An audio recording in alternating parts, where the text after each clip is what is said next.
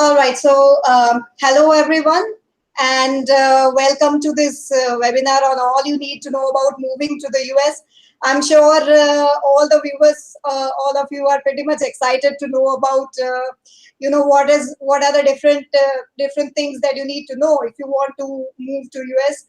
There are quite a few aspirants looking to looking to move and reside in the US. So for dealing with this topic, we have with us here Adrian Pantev, and Adrian is an immigration attorney and a civil litigator, and he has been an immigrant to the US himself, so he is very well aware of what you guys are going to face if you look to move to the US. He has represented quite a few government departments, including the US Department of State, US Immigration, and Immigration and Enforcement. Yeah, so welcome, Adrian. Hi, welcome. Thanks for having me. Yeah, sure. We are happy. We are very happy. There are going to be a lot of people curious about a lot of things here. So basically, Adrian, the first thing that I would want to ask is what exactly is your firm, like the activities of Pandev Law? What? So Pandev Law is my law firm. We mainly, well, not mainly, we only practice immigration law. It's a full service immigration firm. So what that means is anything from people who are already here, helping them maintain their status, staying in the country, all the way through, people in countries like India, help many people in India who, want to move here and figuring out what the best ways to do that is. And we do everything, and that's why if you look on our website, we do a little bit of business, sort of corporate work too, but that's mainly for the investor visas. But in general, the firm is completely focused on, immigration law, and all literally anything from court proceedings if there's been a wrong decision that we need to appeal in court, all the way through just filing petitions and making sure all the documents are in order. And we do it for both individuals, corporations, and also organizations. Right. Thank you, Adrian, for telling us all about the activities. So, like, we'll move to the questions which people would generally have in their mind.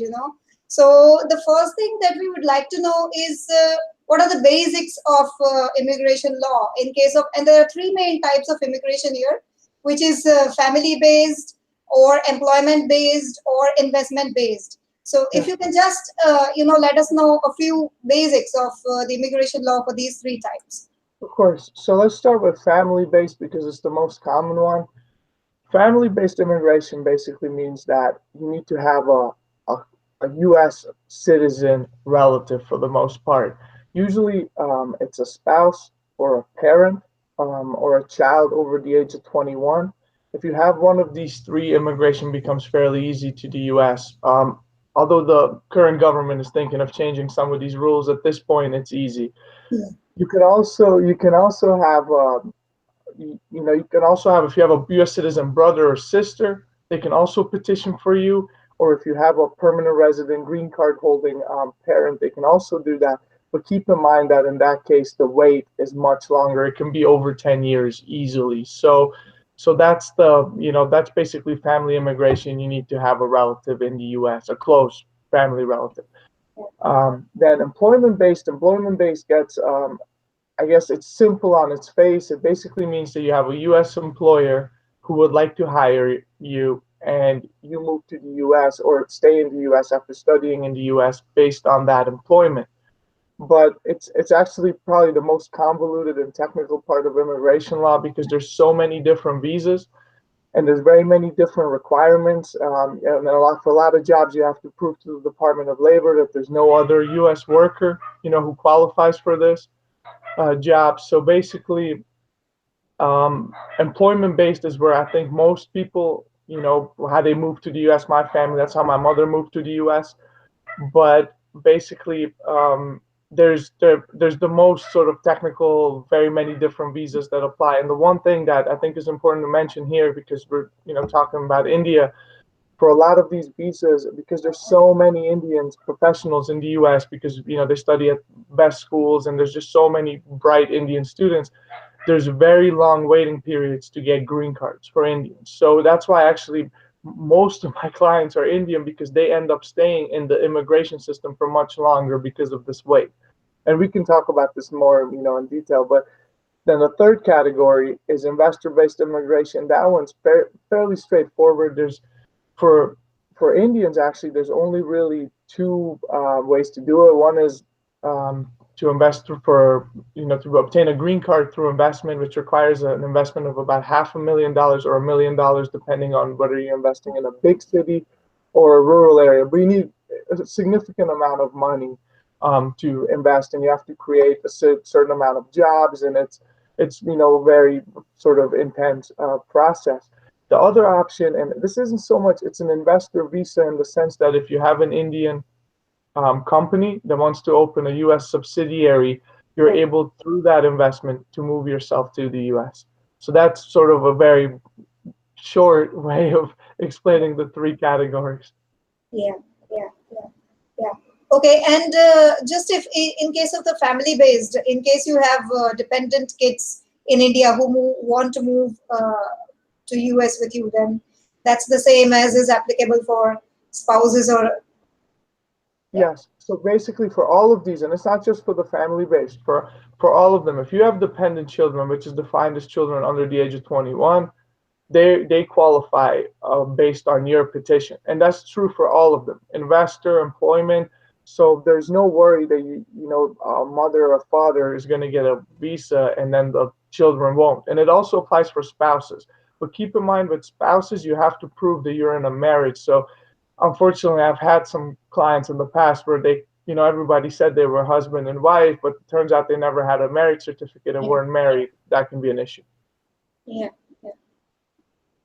All right, thank you. That was helpful. So we'll move to the types of visas. So what are the different types of visas that you would need, like that can be there for moving to US? And we'll talk about the ones which are most relevant for Indian nationals, which is like the H-1B and the visa relating to intercompany transfers. Yes.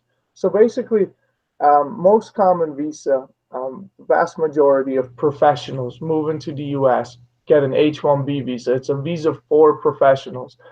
Usually, there's two ways to obtain it. A lot of students who are here already, they changed their status from student F1 status to H-1B. That's a very common route. The other way to do it is through the consular process at the Indian consulates. If you receive a job offer from a U.S. company, they can do it at the consulate.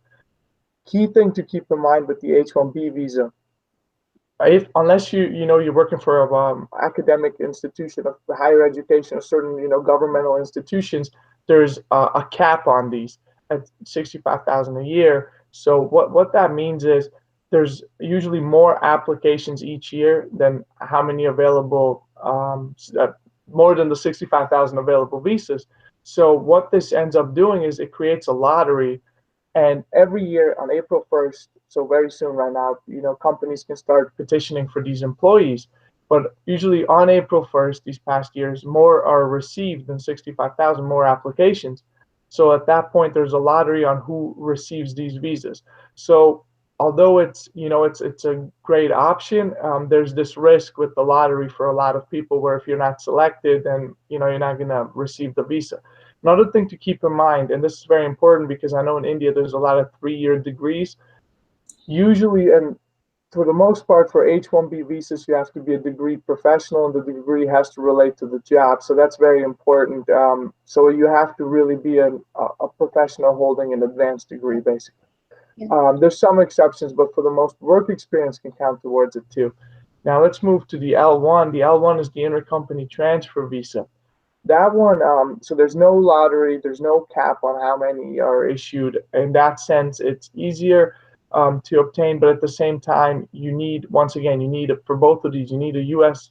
employer sponsor. And the way you would obtain it, basically, the company has to already have operations in both the U.S. and, let's say, India, and it would move you from one to the other. Usually those are done at the consulates unless a person's already here. But for the most part, the petitions filed, the company needs to prove that they have business in both, that they need to explain the role of the individual. There's two choices really. You either have to be a manager or an executive, or you have to have specialized knowledge, which means you have to be familiar and know something about the company's processes, that somebody on the outside would not. And those are the two options: L1A and L1B visas on the intercompany transfer front. Okay. Thanks for explaining about the lottery system and all. On an individual basis, are there any specific skills, work experience, educational qualifications, things like this required for these visas? And like, what would that be? Yes. So basically, it's you need either experience or higher education or a combination of both. And what's key is it has to relate to the job. So the job, let's say very frequent one for a lot of my Indian clients, you're a computer analyst or a computer engineer. It's going to be more difficult to obtain a visa if you have a degree in the arts, right?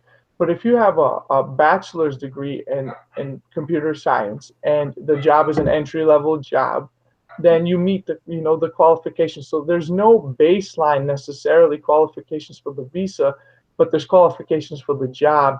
And because it's a professional visa, usually it's you have to show that for the most part that you either have at least a bachelor's degree or the equivalent of a bachelor's degree in experience, if that makes sense. Okay. That was helpful, Adrian. And we have a query here, the first query that's in. Sure.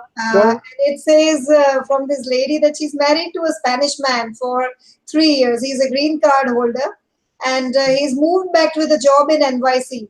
So her green card application is about to be started. So can he ask for a spouse visa through his Spanish company? That's a non-US company for her, while her green card is already applied. So like this is basically looking for a spouse visa. Yeah. Is that available while the It, green card is under application? that's a I need a little bit more information because I'm so if the husband already has the green card, then the company basically it's not going to be as quick for the husband to petition for the spouse to obtain a green card. Now if the company is just starting the green card process, then the spouse can be included as part of the petition, and then of course the spouse, the wife, would obtain the green card when the husband obtains his green card. But if the husband already has the green card and no visa applications are being filed for him, it's going to be a little bit more complicated to obtain this green card for the spouse, because the husband only has a green card, so it takes a little bit longer for those petitions to be approved, if that makes sense. Okay. Okay. Um, okay. We have the further question from the same lady here.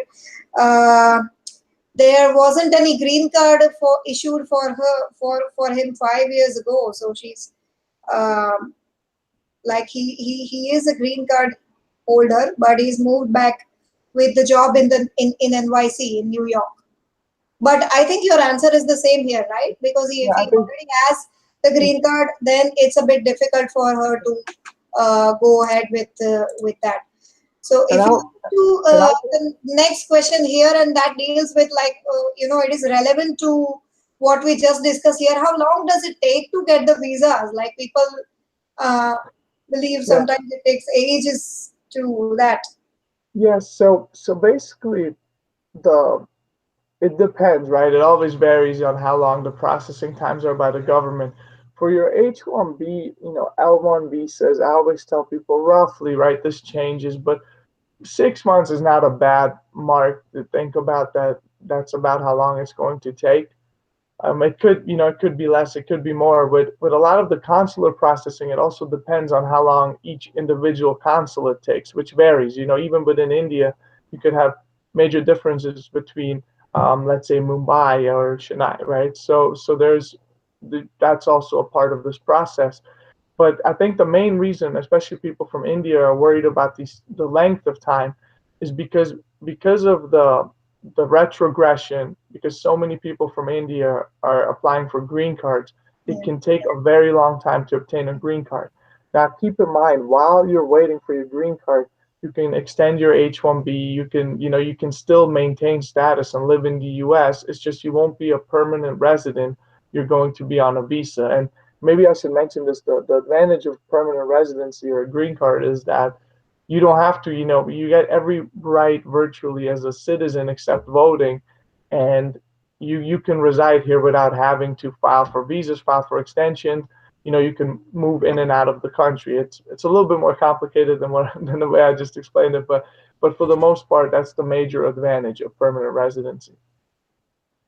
Right. That was helpful, Adrian. So the next question that we have is in relation to students. Now, most of the people that would be moving from India, this would be people who are moving to study in the US. So, is it possible for you to work while you are studying? And for the most part, no. And this is actually very tough. So basically, there's a couple of visas that you can move to the US to as a student. The most common one is the F1 student visa. That's what you would receive if you went to college, university in the US. On that visa, you're not allowed to work. And this is a major obstacle to a lot of people who are students here. But what you can do, there's first of all, there's some on-campus employment you can take, but also you can apply for OPT, which you do after you complete your degree, or CPT, which is during your degree. And basically, what that allows you to do is get an internship with a company, or work for a year, depending on what degree you have after the completion of your degree. So there's ways to do it, but for the most part, it's difficult in the sense that a lot of students want to come here and get a second job that's not related to their degree, or is not with a company, just to make some extra money, and that becomes very difficult, virtually impossible. When it comes to internships and furthering your professional studies, those type of jobs you can obtain. I should also mention though that some students in some cases, you can move here on an intercultural exchange visa, a J1 visa, and that one allows you to work depending on which category it's filed for. But I don't want to go into the details of all the different categories for J1s, but it depends also on what kind of student you will be. Okay. Another question here is, if you are married to a US citizen, and we are not saying, green card holder or someone on a work visa or something, we are talking about a US citizen. If you're married to a US citizen, then does that, sort of increase your prospects to live and work in the US? If you're married to a U.S. citizen, you qualify as an immediate relative. It's the first category under family immigration, and the visa is automatically available. Well, not automatically, but immediately available for you. So as long as you can prove that you're actually, in a bona fide marriage, and you are not disqualified based on criminal grounds or some other, prior mistake in your life, a green card should be available to you immediately. Right. Right. That was helpful. Another thing is on while you are on a work visa in the US, if you have a child, then does that child get because of the birth? Do they get citizenship in the US, or how does that happen? Anybody born in this country automatically receives U.S. citizenship. So yes, if you have a child while you're here on a work visa, your child is not going to suffer through all these visas and all these applications that the parents would have to go through. Okay. Um, there are quite a few law students, Adrian, who are looking to, migrate to US, and take up either practice or either take up employment there. So, like, would you have some sort of a guidance for the law students who are looking to migrate, because Yeah. laws tend to be like vastly different in the two countries. So, What should be the route here? The main thing is, as so law is a little bit more difficult than a lot of other professions because you need to pass the bar and get a license to practice. So the best way, what I suggest is there's a lot of, they're called LLM programs, they're Masters of Law programs, and basically what they allow you to do is usually they're 1 year programs for people who have already completed, law degrees abroad, and you can move here as a student, finish that program, and once you finish that 1 year LLM Master of Law program, certain states, for example, I know New York, I'm pretty sure California, allow, I think Massachusetts too, they allow students who are barred in a foreign jurisdiction to take the bar, and then you're a fully fledged, qualified lawyer in that state, and you can practice. So I think the best way to do it is through an LLM program. And mind you, a lot of them cost a lot of money, so I should put that out there. Yeah, okay. Okay, so you would have to take up an additional qualification in the US if you want to be able to really work with a law firm or practice in the law in the US. Okay, so that's one guidance there. Guys, you need to be taking up an additional degree in the US. I Okay. should mention, I should mention, I'm sorry, I just want to quickly mention, if you want to practice as a foreign consultant, meaning you're only going to advise on Indian law, there's a way to do that too. I know a lot of, in New York, there's a lot of foreign qualified lawyers, but if you want to be qualified in US law, I think that's the best way to do it. Sorry to interrupt. Okay. And there is a question here, another question here is there an age bar? Like if they want to take up a US program in law, for instance, the LLM which you mentioned, maybe in different areas or topics of law, is there any bar on the age? On the age of the applicant, as there, let's say, a difference between being 35 years old or 65 years old, All there right. should, yeah, there's no, it doesn't matter. It's up to you, Now, obviously, it's probably, harder to do though. Just, the older you get, you're less likely to want to go back to school, but the university nor the bar has any sort of age bar, so it's completely up to you. All right. This is another one common question that would be there for Indians looking to migrate is that if they have a work visa and they are working in US and on any of the visas, can the dependent parents join? And if they can join, then for how long can they stay with you? So dependent parents for the work visas, most likely not. Will not be able to join because it's usually spouse and children who are considered for those for the most part. Now, what can happen though, if a U.S. citizen can petition for their parents to move and obtain a green card. So that's a longer process, especially through the employment route, where it might take a while for Indians to obtain a green card, but it's going to be very difficult to obtain a visa for a parent based on qualifying yourself as a for a work visa, if that makes sense. Right. Okay, so if you have any questions for Adrian, you could send these to me by WhatsApp on 9167 That's 9167 Adrian, I am being flooded with a lot of questions right now. Um, but guys, if you have any specific questions, Adrian here has kindly agreed to share his blog as well as his email ID and his firm's details. You can reach out to him after the webinar and he will be very happy to answer the questions on the blog. Thanks a lot, Adrian, for that offer. No problem. Right. So we'll move on to another of the general questions here. Is that let's assume you landed in the US, like you've got a visa and you've landed in the US.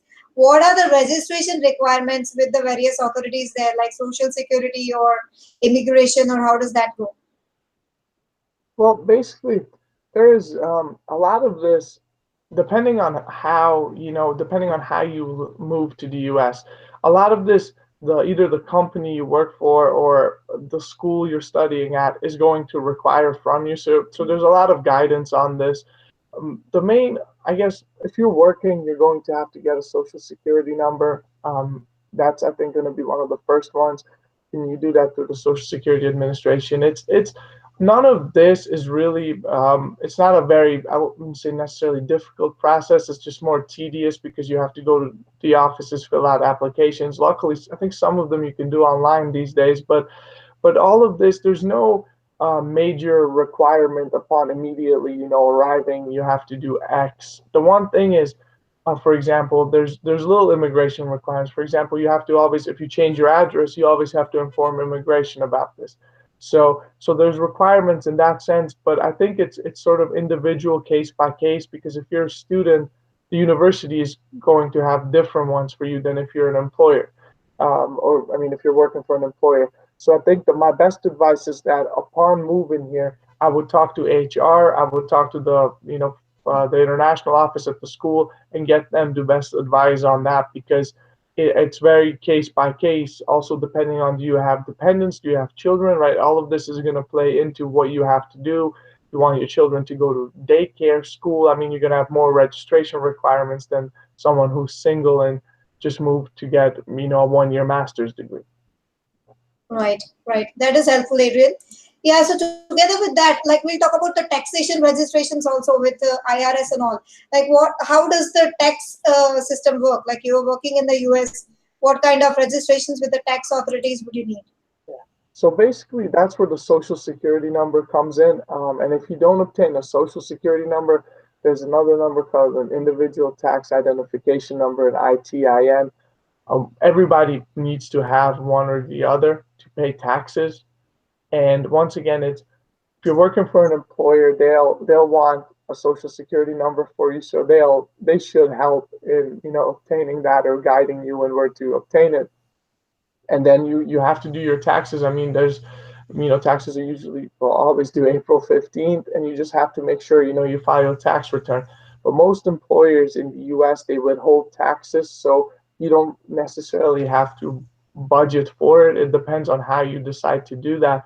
And once again, my best advice is talk to HR. They'll usually, especially at bigger companies, they'll help. Or honestly, it's a little bit more costly, but reaching out to an accountant, a CPA, is not a bad decision, just to make sure everything is done, correctly and there's no mistakes.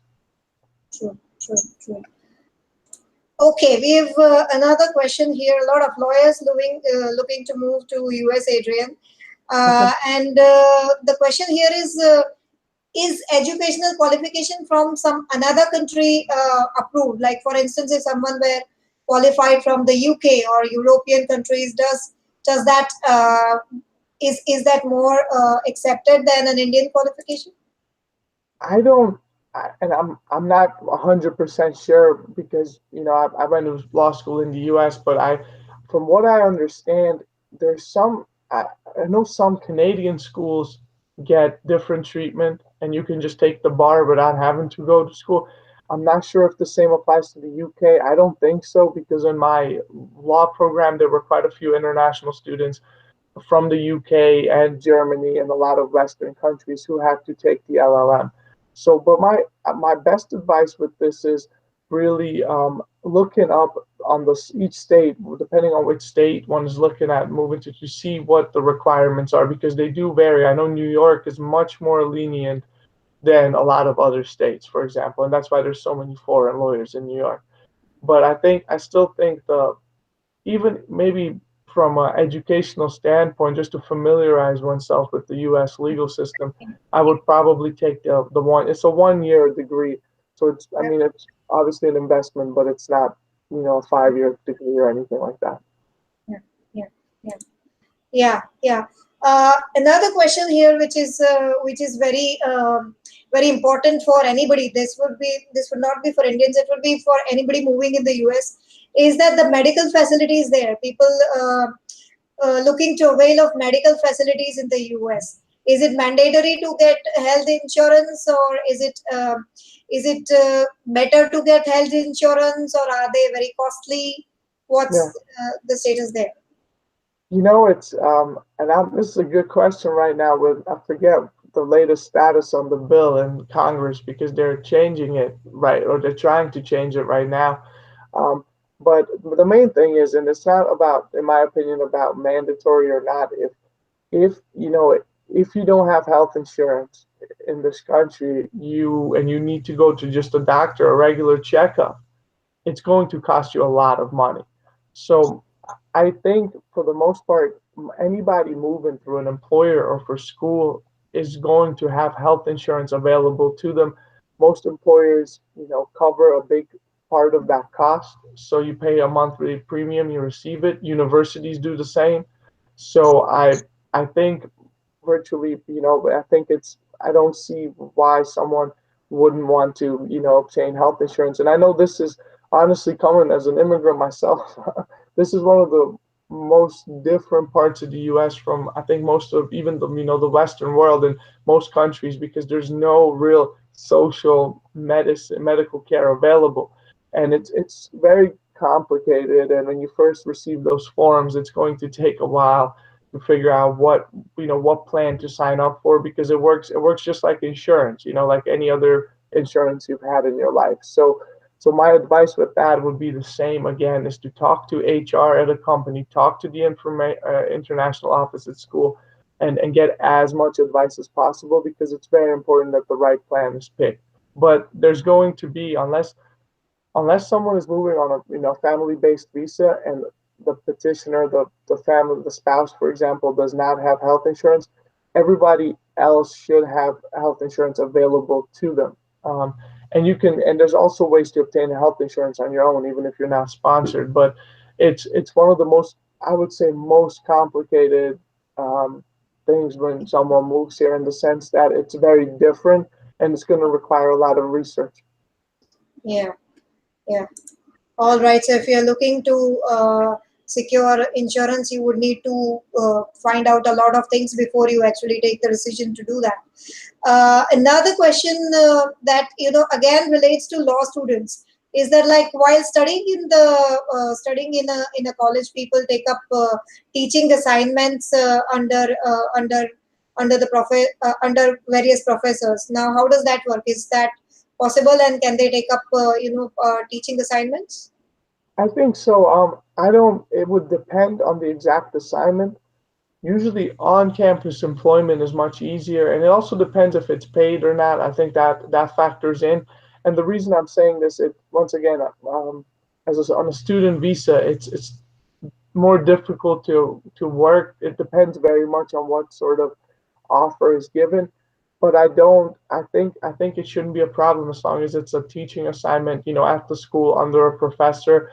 And usually, once again, the universities, they know, they're used to this, especially if someone is coming from, like a technical background. There's so many foreign students. They are used to, helping foreign students with this. So I think it's completely doable. It's just important that the university follow the right steps in doing it. Right. Okay. Um, Another question here is, what are the social security benefits that you would get in the US? Like, quite a few European countries would have things like a maternity benefit, things like unemployment allowances. So what's the scene in US for that? Well, it's very, very different from Europe. I'm a European citizen too, and I can tell you it's completely different. There's not much. I mean, and I don't know the details, and I'm not completely familiar, but I can tell you there's maternity leave virtually non-existent. You don't have, for the most part, pensions like you do in a lot of European countries. You have way less, for the most part, days off in a year. It's pretty standard to get two weeks off, 3 weeks off if you're lucky. So it's much less vacation time. And once again, the main thing is, in my opinion, goes back to healthcare. I mean, that changes everything because you're paying each month. Or I mean, if you have a great employer, you might not pay each month. But for the most part, you're paying some money each month just to be able to go, and obtain health benefits. And you still might have to pay every time you go to see a doctor. So that is the main difference. And I can tell you, as someone who was born and raised in Europe, it's a huge difference, and that should be kept in mind. Okay. All right. That was helpful, Adrian. Another question is, if you are residing in the US on a work visa or any of the intercompany transfer visas or things like that, can you buy property in the US? Can you buy a house in the US? And like, what are the requirements for that? You can always buy property. So first of all, you don't even have to live here to buy property. So that is, there's no obstacle. The one thing that could impact how you're purchasing property is the same as for any American. It depends on your income if you're looking to take out a loan. But if you're here on a visa, and you have valid status here, you can apply for a loan for your home. You can get a mortgage, and it's the same as for anybody else. The main thing is, I think the one thing that makes it a little bit harder is if you just arrived, you might not have as long of a credit history. And sometimes I've had clients where there's been a bit of a trouble. It's been more difficult to obtain a loan from a bank for the home, but there's absolutely no rule on whether you can purchase a home and you can, frankly, you can do it from India. You do not have to live in the US to buy real estate here. Yeah, but then when your work visa expires, then it's difficult for you to manage the property. So that aspect of it needs to be taken care of. All right, Adrian. Another question is like, if I'm sitting here, like I'm looking to get citizenship of the US. Okay, so let's assume I enter the country as a student. I get an admission in a US college. What are the steps that you would have to go through exactly to get the citizenship? Yeah. Well, the most standard way it works in that scenario is you have a student, student receives a degree, finds employment. The employer wants to hire them, usually on an H-1B visa because it's a professional position. Student receives an H-1B, and then the employer can start the green card sponsorship process.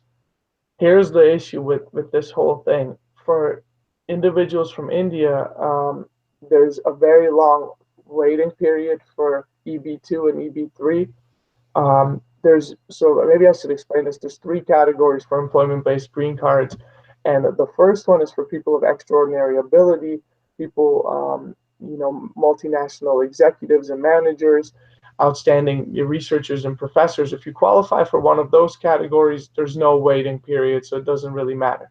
For everybody else, which is the majority of people, who have regular, professional jobs, they have to go through this labor certification process unless it's in the U.S. national interest. So if they don't work on some U.S.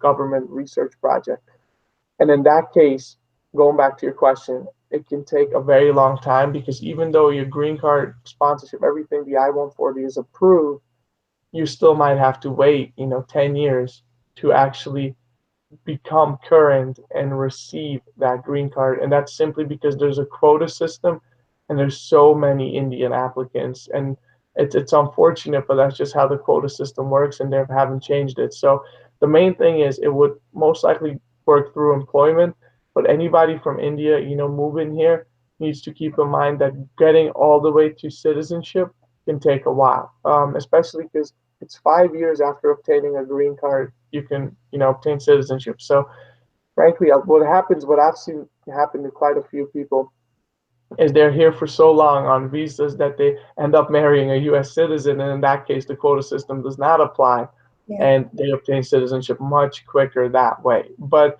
obviously, that depends on your personal life, and it's very person by person. Yeah. All right.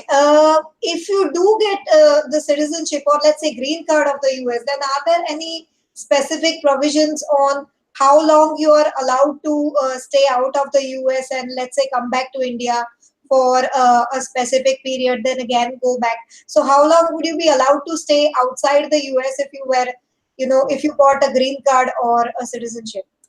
Citizenship, you can do whatever you want. You can live outside the U.S. forever and still come back because you're a U.S. citizen. But a green card is not so easy. You're expected to live here. You can't spend time abroad, but for example, if you're applying for citizenship, you have to show that you spend a certain portion of time in the U.S. before you apply. So there's ways around this. I mean, I had a client who was moving. He works sort of a multinational manager type of job, so he moves a lot around. You can, request you can make requests to the government where they understand this, and you can still obtain your, you still have your green card. But the main thing is it's something to be someone on a green card should pay attention to how much time they're spending, outside the U.S. And if they're noticing that they're spending close to half a year or even just 3 4 months each year, I would probably consult an attorney just to make sure that you don't lose it. Because if you spend multiple years outside and you try to re-enter, they might say that you abandoned your green card, and that's a difficult position to be in. So it's Okay. very case by case, and there's no, for the most part, Yeah. there's no real strict lines on where these Yeah. deadlines are. So I would definitely, if someone knows they have to leave for, let's say, a year and they have a green card, I would definitely consult an attorney and just to make sure that they'll be able to come back. All right, Adrian. And I have here a very specific and interesting question actually on the Mhm. employee stock purchase plan. And the question here is that in respect of taxation for an employee stock purchase plan, is it enough that a W-8 ban is submitted and this person is a resident Indian, is a not a US tax assessee? So, like, will the submission of W-8 ban, the form W-8 ban, will that suffice? I don't want to comment on that because that's a tax question, and Yeah, I'm not sure. And honestly, I don't want to mislead anybody. I have an accountant doing all of my taxes too, so I just have to. I don't want to be bad, but I highly advise any tax issue. It's so technical. I took a few tax law classes in law right, school. Would advise everybody to reach out to an accountant. right. Yeah, that's a very specific tax related query. So, like, you would need to reach out to a tax consultant in this case. Okay. If we move to the next question here, there are a lot of law students moving to. Guys, you can reach out to Adrian after the webinar. He's going to share his details, all of your specific questions that you have. He has told us that he is very happy to answer that. Okay, so another is one is like if you have a business set up in the US, how difficult it is for you to get Indian immigrant employees, because like what will happen typically is, like, let's assume there's an Indian restaurant that's set up in the US, a typical example which happens in many countries, and you're looking to get Indian chefs for that restaurant. Then how does that work? Like, how difficult is that? It would very much depend on the business. So I do quite a bit of these, and I have a few people I work with who actually own restaurants. The restaurants, it would once again, it would really depend on the qualifications of the worker and the position. I mean, for example, this is just a random example, but some sushi chefs can obtain extraordinary ability visas because their skill is so unique and they're so good at what they do. This is a random example, but basically it would depend on what sort of chef we're talking. Is he someone who went to culinary school in India? Does he know how skilled is he at what he does? Then again, for companies that, let's say, outside the restaurant industry, they can move employees from India on L1 visas. That gets done a lot. I've mainly seen this for consultants, tech workers. But there's quite a few options, and it's hard to answer the question without the specifics of the job. But there are options. What I think becomes a little bit more difficult is moving people in if they're not particularly skilled. That's where I think it becomes a little bit more difficult to obtain visas for workers. But that's why it's hard to, without knowing what sort of restaurant, without knowing the exact position that's being hired for, it's hard to answer. But there's definitely options, and like I said, feel free to reach out to me, and I don't mind looking at the particular situation and advising. Right, right. Okay.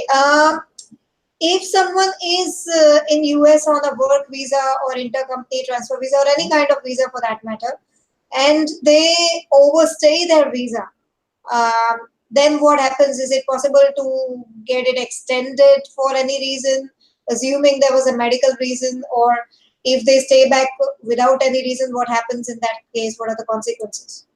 Yes, it's I highly advise everybody who overstay, like I highly advise nobody to, overstay their visa because it opens up it can lead to a potentially very difficult situation. First of all, the moment you overstay, technically they can arrest you and put you in deportation, no, removal proceedings.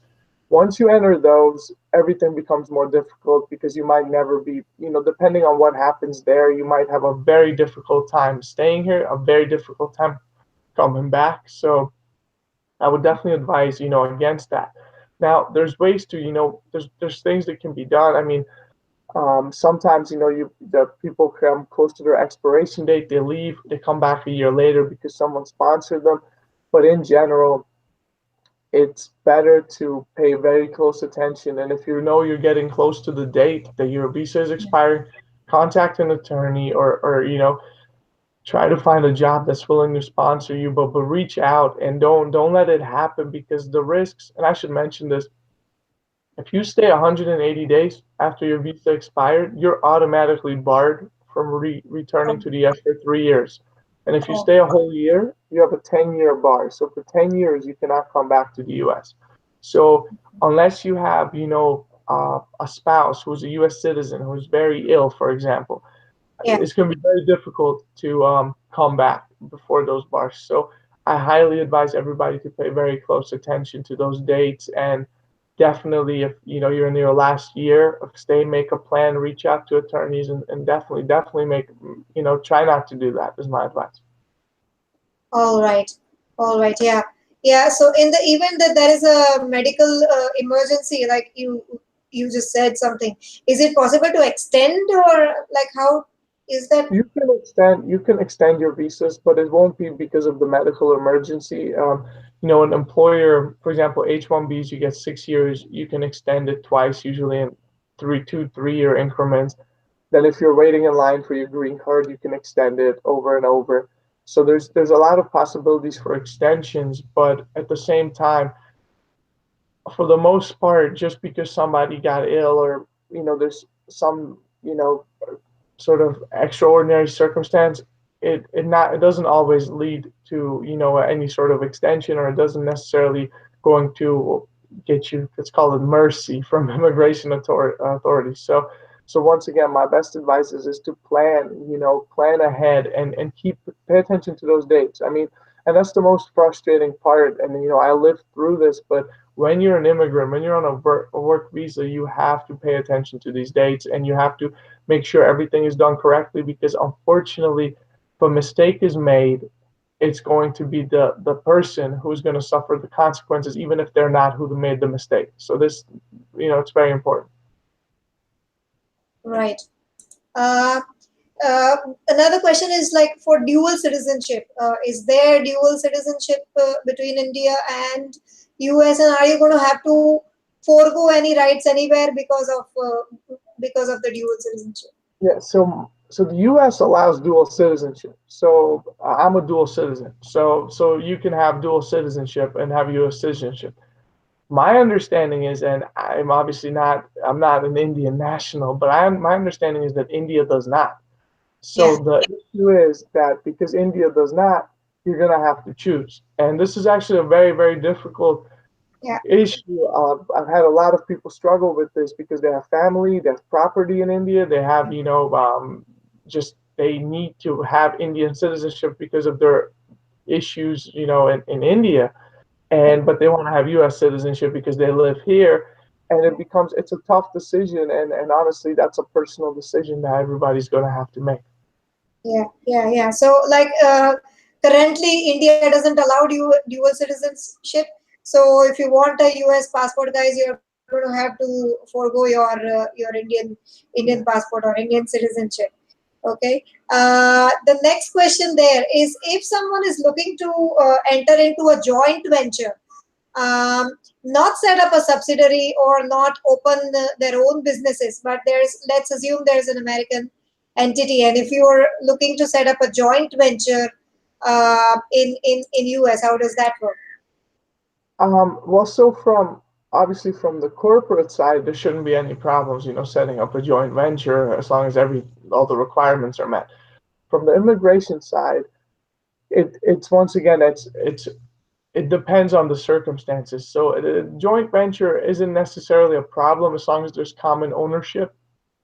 So let's say the Indian parent owns, I'm just going to say 50% or 75% of this joint venture, then should still be able to intercompany transfer L1s to the US. It should not be an issue.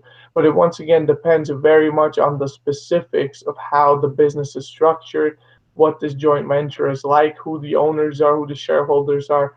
So because you need a common sort of ownership group to for it to be a intercompany transfer. I'm sort of making this sound more basic, but once again, I would, in that situation, if anybody is looking to enter a joint venture and looking to move employees to the U.S., I would definitely, before doing anything, contact an attorney just to make sure everything is set up and the business sense to meet the requirements for the L1 visas. And I do quite a bit of these, and often, work with sometimes corporate counsel, depending on. I do quite. This is why I do a little bit of business, corporate work too, is precisely because of these issues, Yeah, is to make sure that that transfer can be set up perfectly from the get-go. yeah, yeah. All right, I have another question here which asks that, if you have been working at a managerial level in India, so you were working at a senior level in India. Is it possible for you when you move to US to get a senior position as well, or you sort of start from the scratch, or what happens? No, I think it depends. Once again, that's going to depend on the employer. I've there's like I said, there's even a category for multinational managers for L1s. It's the L1A, and then you can get a green card without waiting in line for 10 years. If you qualify as a multinational manager. But it's this is the to answer the question. There's opportunities on the immigration side, but the question is an employer willing to make that offer to you? So if you're, a highly qualified, manager in India, and you have a company, or even, the company you work for right now wants to move you to the US, there's no issue, but you have to secure that employment. So it depends on the qualifications. It depends on each individual's experience. But there's quite a few. There's many people who move as managers to the U.S. So once again, it would depend on the person. Okay. Um, Another specific question I have here is, what exactly is this green card? Do you get some kind of a certificate, or like? So people It are curious to know, like, Yeah. No, how do you it's get it? actually the card. I don't know if they're not. I don't even think they look green anymore. They used to be green. It's a card. It's like like a driver's license card or a credit card with your picture ID on it, and it's a card that says you basically that you have permanent residence in the U.S. And so when you travel, you would show your Indian passport and your green card at the border. So yes, it's a card like any sort of identification card that you may have. It looks the same, and it'll just say that it's a permanent residence card, and it'll have all your information on there. And it's a very important document that you should never really lose. But yes, it very much looks like a card, and once you receive it, it allows you to live here Yeah. without having to worry about extending visas or anything like that. It gives you virtually almost all rights of a U.S. citizen. Are you supposed to carry it with you? For instance, I recall my experience in staying in Ireland, and we were supposed to carry a card that was called a Garda card with you. So, are you supposed to carry your green card or like a residency permit So, with you? so technically, some states pass some laws where I think they want you to always have proof of your immigration status on you. My advice I'll tell you my personal experience. When I had a green card, I didn't carry it with me everywhere because if you lose it, it's a hassle to get a new one. And then how are you going to prove that you're a permanent resident in this country? So technically, you can, it's proof that you're living in the U.S. Lawfully. It's not a bad idea to carry it, but at the same time, there's a risk. And look, If you lose your green card, you can get one, but you have to wait quite a bit of time for them to issue you a new one. So it's a personal decision. I didn't carry mine on me all the time. Okay. All right. Um, Another question, if I may put it, is in many countries there are some sectors which are in a talent shortage list. So like some countries would have a shortage of, let's say, nurses.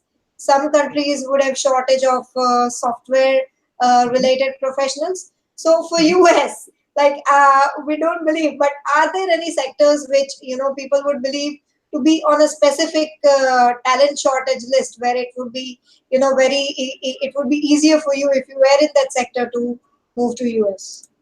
Well, I mean, I think it's the same ones you just mentioned. I mean, I don't think there's a particular list, but anything computer related, there's